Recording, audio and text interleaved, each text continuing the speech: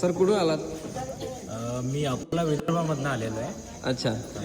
माझं नाव गणेश कारंडे आहे. ओके. आणि जो भ्रम होता आमचा की देशी किंवा आपली गावरान कोंबडी जिचं पालन पोषण करण्यासाठी खूप जास्त कष्ट घ्यावे लागतात, खूप जास्त त्रास घ्यावा लागतो, तो आजच्या ट्रेनिंगमधनं तुमच्याकडनं आम्हाला कळालं की जर नियमितरित्या जर त्याचं पालन केलं आणि नियम जर पाळले, म्हणजे जसं वॅक्सिनेशन पार्ट वगैरे रेग्युलर ठेवला किंवा शेडची साफसफाई ठेवली आणि जर हायजीन जर ठेवलं तर देशी कोंबडी पालन हा खूप चांगला व्यवसाय आहे आणि हा खूप चांगल्यारीत्या आपण करू शकतो. बरोबर. आणि सगळ्यात मोठा एक डिफरन्स मला एक कळाला की इन्क्युबेटर म्हणजे कोंबडी खालून काढलेल्या कोंबड्या आणि इन्क्युबेटरमधल्या कोंबड्या हे काही असा डिफरन्स नाही आहे. जी नॅचरल प्रोसेस आहे ती नॅचरल प्रोसेस आहे. ओके.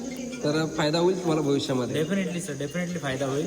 आणि मी जो एक 500, 1000, 2000 मध्ये विचार करत होतो तो कदाचित तुमच्या सोबतीने मी अकोला जिल्ह्यामध्ये खूप मोठ्या प्रोजेक्टवरती वर्कआउट करू शकतो. तुमची अशीच साथ जर आम्हाला राहिली तर डेफिनेटली नक्कीच तुम्ही हे करा. आपण खूप मोठं विदर्भामध्ये काम करू शकतो. ठीक आहे. Definitely sir, definitely. ओके. धन्यवाद.